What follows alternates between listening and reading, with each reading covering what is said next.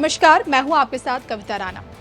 Tijara seat से bumper वोटों से ऐतिहासिक जीत दर्ज करने वाले बाबा बालकनाथ को आज भी राजस्थान का योगी ही कहा जाता है। भले ही सोचिए कि बालकनाथ को मुख्यमंत्री भाजपा ना बनाई हो, लेकिन जनता को उन्हीं में योगी पार्ट 2 आज भी नजर आता है। और इन दो योगी के बीच का रिश्ता कितना मजबूत है, इसका अंदाजा आप इसी से लगा लीजिए कि बालकनाथ योगी गोरख पीठाधीश्वर योगी बाबा को अपना गुरु भाई कहकर बुलाते हैं। दोनों के बीच की समानताएं ऐसी हैं कि आज यूपी के मुख्यमंत्री योगी आदित्यनाथ जिस नाथ संप्रदाय से आते हैं, उसी संप्रदाय से महंत बालकनाथ भी हैं। जिस प्रकार अवैधनाथ जी महाराज ने योगी आदित्यनाथ को गोरख पीठाधीश्वर की गद्दी सौंपी, ठीक वैसे ही नाथ संप्रदाय से जुड़े मस्तनाथ मठ के महंत चांदनाथ योगी ने बालकनाथ को अपना उत्तराधिकारी चुना। और इसी के चलते दोनों नेता एक ही संप्रदाय से आते हैं। सन्यासी होने के कारण एक दूसरे के सबसे ज्यादा करीब भी हैं। और इतना ही नहीं, योगी की ड्रेसिंग स्टाइल मठाधीश महंत बालकनाथ योगी से बहुत ज्यादा मिलती है और इस कारण उन्हें राजस्थान का योगी भी कहा जाता है, क्योंकि योगी की तरह वो भी भगवा कपड़े पहनते हैं और कानों में कुंडल पहनते हैं। और सबसे बड़ी चीज ये है कि मुख्यमंत्री योगी की तरह हिंदुत्व के एजेंडे पर बालकनाथ योगी हमेशा एग्रेसिवली रहते हैं। जन कल्याण में अपने जीवन समर्पित करने वाले बालकनाथ योगी सोचे कि 6 साल की उम्र में मस्तनाथ मठ से जुड़कर सन्यासी जीवन को उन्होंने धारण किया और अब अपने गुरु भाई के नक्शे कदमों पर वो चल रहे हैं। अब जो कि बालकनाथ योगी भी हिंदू नववर्ष में प्रवेश कर चुके हैं, 30 अप्रैल से नव संवत्सर 2082 का स्वागत कर रहे हैं। तो ऐसे मौके पर उन्हें खुद के गुरु भाई में किसके दर्शन हुए और योगी बाबा के फ्यूचर को लेकर अभी से बालकनाथ योगी ऐसा क्या देख पा रहे हैं जो शायद हम और आप अभी तक नहीं देख पाए। सुनिए उन्हीं की जुबानी। विश्वेश रूपम जगदीश रूपम धर्मर्क यूपम यतिवर्ग भूपम संसारे सारम त्रेतार्पे हारम श्री गोरक्षनाथम सत्यम नमामि श्री मस्तनाथम सत्यम नमामि। बोलिए महायोगी गुरु गोरक्षनाथ जी महाराज की। बोलिए सिद्ध श्रोमणी बाबा मस्तनाथ जी महाराज की। माइक आवाज कर रहा है। बोलिए बाबा श्री दरियानाथ जी महाराज की। बोलिए बाबा श्री अगरनाथ जी महाराज की। बोलिए बाबा श्री गणेश नाथ जी महाराज की। बोलिए बाबा श्री बालकनाथ जी महाराज की। बोलिए सिद्ध श्री सिद्धनाथ जी महाराज की। आज राजा मंडी के इस नाथ संप्रदाय के सिद्ध योगेश्वरों की इस पौराणिक और बहुत ही विशेष रूप से नाथ संप्रदाय की इस परंपरा में पौराणिक इतिहास रखने वाले इस स्थान के ऊपर इस स्थान पर महंत दीदारनाथ जी के द्वारा पूर्व में यहाँ पर महंत रहे श्री सिद्धनाथ जी की संख्या ढाल के कार्यक्रम में हमारे नाथ संप्रदाय के अध्यक्ष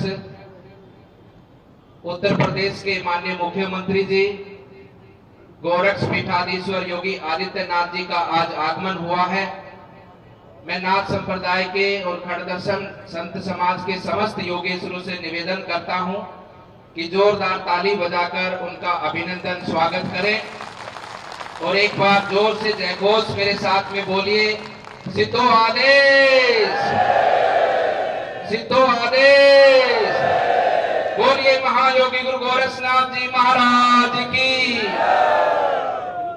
उनके साथ में हमारे 8 मानदारी महंत फिर श्री शेरनाथ जी बाबू, हमारे 12 के महंत श्री कृष्णनाथ जी, हमारे 18 के महंत श्री समुद्रनाथ जी और अनेकों सिद्ध योगेश्वर मंच पर विराजमान हैं। आप सब सामने भी विराजमान हैं।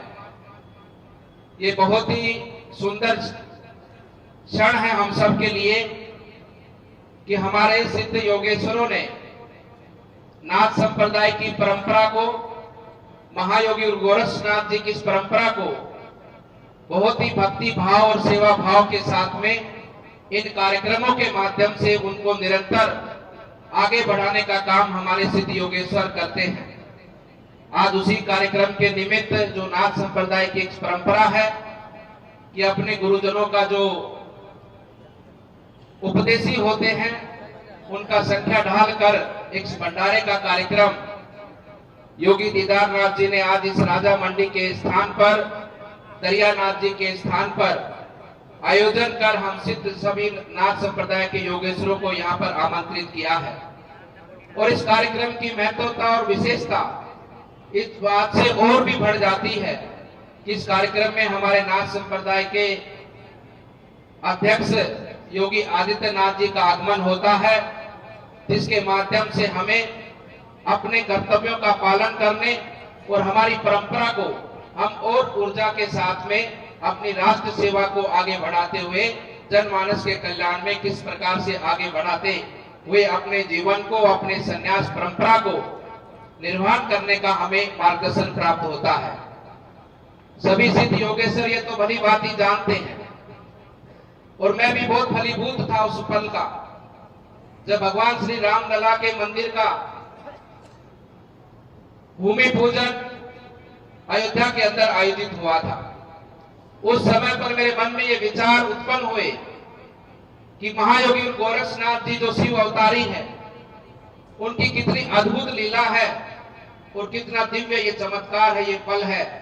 ये उसी समय को दोहराता है कि एक समय पर जब हमारा सनातन धर्म समाप्ति के कगार पर था, तो उसी समय पर महायोगी गोरक्षनाथ जी ने राजा भर्तृहरि जी को अपना शिष्य बनाकर विक्रमादित्य का राज तिलक किया था। और वो वही पल था जब महायोगी गोरक्षनाथ जी के आशीर्वाद से पुनः इस राष्ट्र के अंदर सनातन धर्म की स्थापना हुई।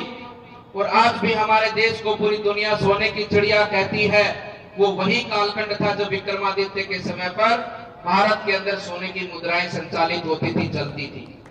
हमारा विक्रम संवत जो हमारा तिथि कैलेंडर, हमारा सनातन हिंदू कैलेंडर भी उसी समय पर उसका निर्माण हुआ, जिसको आज भी हम विक्रम संवत के नाम से जानते हैं। उस कालखंड के अंदर महायोगी गोरक्षनाथ जी की कृपा से राजा विक्रमादित्य के माध्यम से पूरे भारतवर्ष में देवालयों का निर्माण प्रारंभ हुआ। हमारे धार्मिक ग्रंथों का पुनर्लेखन पाठन प्रारंभ हुआ और पुनः ये सनातन धर्म परंपरा आगे बढ़ते हुए सनातन विश्व परंपरा पूरे विश्व के कल्याण के लिए आगे बढ़ने का कार्यक्रम प्रारंभ हुआ।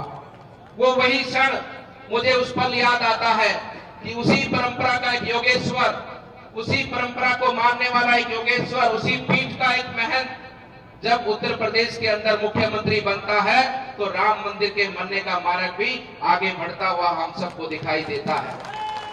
उसी परंपरा का एक महंत, उसी पीढ़ी का एक महंत, जिन्होंने महंत श्री दिग्विजयनाथ जी से लेकर महंत श्री अवैधनाथ जी और वर्तमान में हमारे योगी आदित्यनाथ जी, इन तीनों पीढ़ियों ने निरंतर राम मंदिर के निर्माण के कार्यक्रम को निरंतर आगे गति देने का काम किया और उसका नेतृत्व करते हुए उसको संपन्नता की ओर पहुंचाने का काम किया। ये अवसर भी नाथ संप्रदाय के योगेश्वरों को प्राप्त हुआ कि उन्हीं के कार्यक्रम, उन्हीं के कालखंड के समय पे आदरणीय प्रधानमंत्री जी के कर कमलों से, माननीय मुख्यमंत्री जी के आशीर्वाद से, माननीय मुख्यमंत्री जी के कार्य योजना के माध्यम से राम मंदिर का भूमि पूजन हम सब ने देखा। और आज वही दिन दोहराता है, वही समय कि उस समय पर महायोगी गोरक्षनाथ जी के आशीर्वाद से सनातन धर्म की स्थापना हुई। आज उसी परंपरा का योगेश्वर जो आज पूरे विश्व जगत में सनातन धर्म की परंपरा का डंका हम सबको बजता हुआ दिखाई देता है। अभी आप सब सिद्ध योगेश्वर कुंभ का स्नान करके आए हैं। इतना भव्य, दुनिया का सबसे बड़ा आयोजन, और उस कुंभ के माध्यम से पूरी दुनिया को इस भारत भूमि ने, हमारी परंपराओं ने, हमारी सभ्यताओं ने, हमारी संस्कृति ने, हमारी आस्था ने पूरे विश्व जगत को एक जोड़ने का काम उसमें किया है। कितनी भव्य सुंदर व्यवस्था प्रयागराज कुंभ क्षेत्र की रही, इसकी प्रशंसा पूरे विश्व जगत में हम सबको सुनाई देती है। माननीय प्रधानमंत्री जी के मार्गदर्शन में हमारे योगीराज महाराज श्री आदित्यनाथ जी ने पूरे विश्व जगत को आज कुंभ के माध्यम से, कुंभ नगरी से जोड़ने का काम किया। और मैं तो ये कहना चाहता हूँ कि 66 करोड़ से अधिक लोग कुंभ के अंदर पधारे, लेकिन और भी बहुत बड़ी संख्या थी पूरे संसार की जो कुंभ में आना चाहती थी, लेकिन योगी जी के कुशल कार्य से, योगी जी की व्यवस्थाओं से प्रसन्न होकर पूरी दुनिया का एक एक व्यक्ति ने प्रयागराज का नाम का उच्चारण अपनी जुबान से किया है। और मैं मानता हूं जिन्होंने प्रयाग की भूमि का उच्चारण भी अपने वाणी से किया है, चाहे किसी भी धरा पर बैठकर किया हो, उस व्यक्ति का भी किसी न किसी माध्यम से माननीय मुख्यमंत्री जी ने उसका भी कल्याण करने का कार्य इस कुंभ के भव्य आयोजन के माध्यम से करके दिखाया है।